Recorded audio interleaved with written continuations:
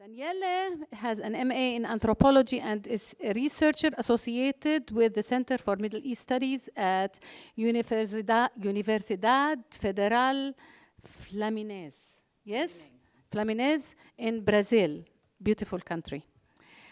Luca is an undergraduate in anthropology at the same university. And Luca wrote a little bit about his encounter with the subject of the paper. So allow me, Luca, to be your voice for a second. And he says, Luca, because Daniele is going to speak, he says, my first contact with the Palestinian struggle and the Arab refugees was in Germany, where I lived for 1 year. That happened in 2019. And when I came back to Brazil, I decided to study anthropology at State University Fluminense, UFF, and there I made contact with the Middle East Studies Department. There I had the possibility to do research about the Palestinian refugees, which is a new phenomenon in Brazil. During my fieldwork, I met Rawa, an activist of the Palestinian struggle in Brazil, and in partnership with Daniele Abilas, Master of Anthropology, we wrote a paper to this conference. Welcome, and Daniela and Luca, please. Thank you so much. Good morning, everyone. It's really a pleasure. I feel very, very privileged to be here, me and Luca.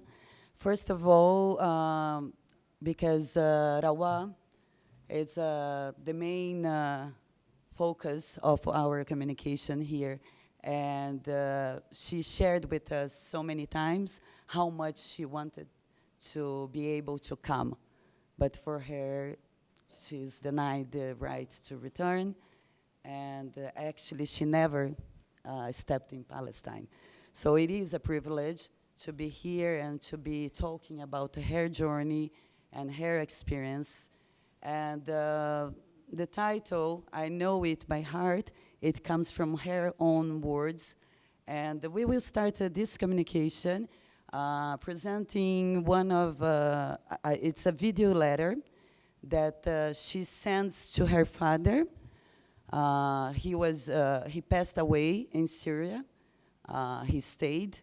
She left first to her sister and her brother. And so it's a way to communicate with her father. So we will go for the video letter, and then I will continue to explain a little bit. Yeah, it's in Portuguese. She's speaking in Portuguese, but we have the English subtitles.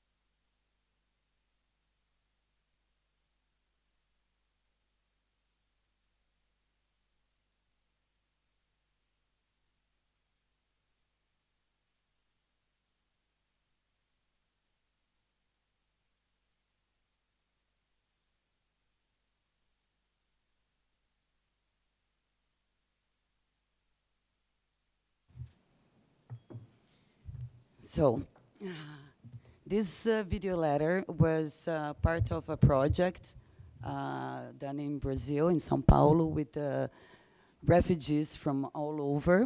They were invited. First, there was a workshop with body exercise where they could reach out their memories and the feelings, and first expressing bodily, and then they were invited to narrate, to send a letter to anybody they choose.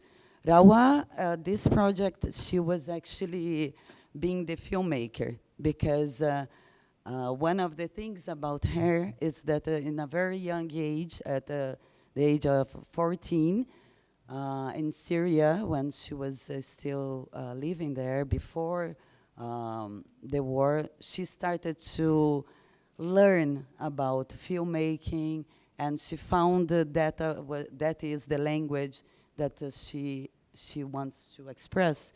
So the images that you see in this letter when she's speaking are the images of a short documentary that she produced at the age of 14 when she was in her refugee camp, Al-Din, that is near Homs, Syria. So to write this paper, me and Luca, we went through these videos, her production, but also the work that she's doing now in Brazil as a refugee, as a Palestinian refugee. She is a very strong voice. She talks about the politics of Israeli occupation, the condition of the prisoners here, the political prisoners. She is part of many movements, Simidun, and also the alternative path. Now she's the representative of this alternative path in Brazil. So, as a person that is really engaged with Palestine, one of the things was why Palestine is so important, so deep rooted with Rawa. And I had the previous worked with Palestinian refugees in Brazil. In my master's, I did a research with the Palestinian refugees coming from Iraq. So we have a good number of Palestinians that moved to Brazil in different times. We have 4 main waves. One in the end of the 19th century, mostly Christians coming to establish their business, to work with the religious artifacts from the Holy Land and things like this. Brazil and Chile was the destination.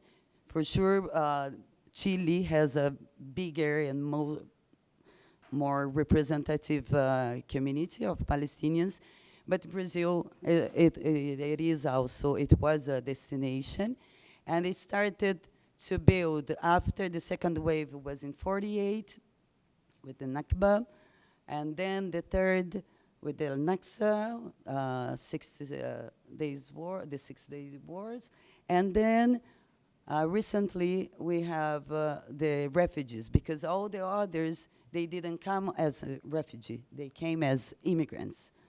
So they managed to establish themselves there, their business, and there is also a broader Arab community. So Rawa,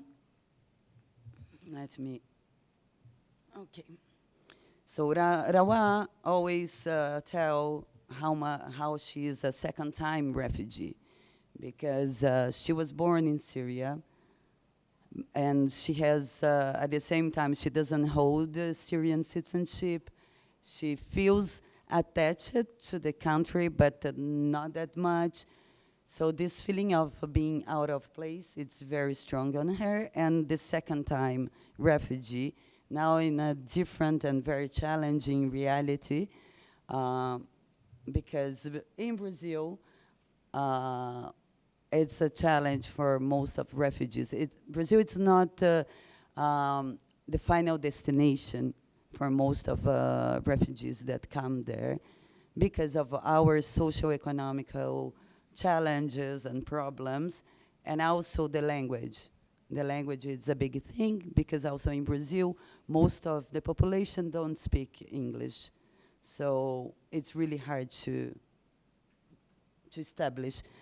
For her, Brazil was not the option. It was an option in a non-option. See, she managed to cross from Syria to Turkey by feet, and then in Turkey, she stayed for many months trying to cross to reach some different countries in Europe. Everything was a big no for her, and there was the chance to try to get a boat.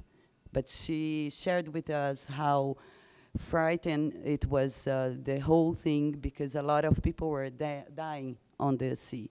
And for that reason, she decided to go to Brazil, because her sister and her brother had moved to Brazil a few months before her. So she went. And here I want to read her quote. She say, "You are afraid of doing the wrong thing, or being tricked, or being asked for documents you don't have. Many details that makes you become paranoid. What it's going to be like." So one of the first things that she encounters after going out of the airport, which was very, for her, it was a very nightmare, because of she will come and ask for asylum as a refugee. Under 8? She was under 18, yes, she was under 18, so she was very young. And it was very much a challenge for her. And here, I would like to read this quote of Edward Said, because it connects a lot with what she's saying about the paranoia of being a refugee. "How then does one overcome the loneliness of exile without falling into the all-encompassing and throbbing language of national pride, collective feelings, group passions?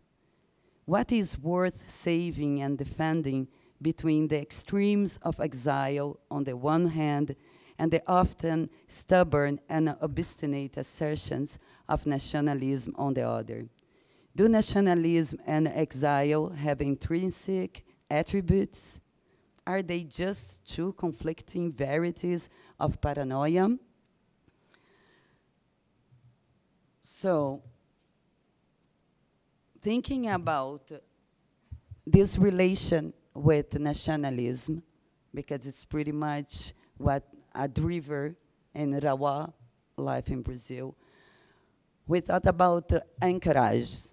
Like, we saw that there was something that was anchoring her presence, her day-to-day, and her life. And Palestine comes as an anchor to her presence, but especially to her relation with her father. It was a way to continue to be in a relation. One of this to mention how hard it was for her to leave behind her parents. Imagine she was underage. And the overflows. What we mean by overflows, it's the outbreak of expressions accumulated in poets' spirits. Here I'm quoting Roberto Pontes, a Brazilian, that talks about this. So there is an overflow that it's always taking over her, as she says, because she's an artist. She also teaches Debke. She's also prepared an exhibition in Brazil. And all of these productions and her way, it's an overflow that she says that kind of takes over her. So in the video letter that we watched, she says, "I'm resisting with your words." Oh my God, 1 minute, yes. So what this means is for us, after we had many interviews with her back and forth. Luca was having Arabic class with her, and she has many also videos on YouTube. Unfortunately, it's everything in Portuguese, but just for you to, if you want to search for. Palestine appears as a kind of cognitive emotional anchor. It's a word within words, in an infinite trail of meanings and feelings and expressions. I don't have time to go for this, but here she says how much her father is fundamental in her relation to Palestine. So Palestine becomes this anchor with her father and a future that is what keeps moving her and giving her meaning for her life now in Brazil under difficult conditions, a lot of challenge. Her citizenship application was canceled this year, in the beginning of the year. In the beginning of the year, Rawa has a very strong political activism in Brazil, actions, and there was a conference that was being held in a big university in Brazil, one of the main, Unicamp, and she managed to mobilize and to stop this conference to happen through BDS. And after that, her citizenship just was canceled, like the process. So also to say that Brazil is not very welcome as people think, so they're refugees. And three main things, just to finish, I know that I already crossed the time. So there are three things that we explore in the paper. That is what she says about her problem with filiation, that she does not belong to any place where she knows, Syria, Turkey, Brazil, or whatever. So she has this as one of the main things in her life. Ways to arrive, where we explore a little bit of the way that she finds to arrive to Palestine. If she cannot go to Palestine, she creates a way of, there is a space in São Paulo called Al-Jania, that is it's a restaurant, bar, and a cultural center where she is always giving speech. She teaches Debke class, and so they hold a lot of events for Palestine, and also the other movements that I spoke before, Simidun and Alternative Path.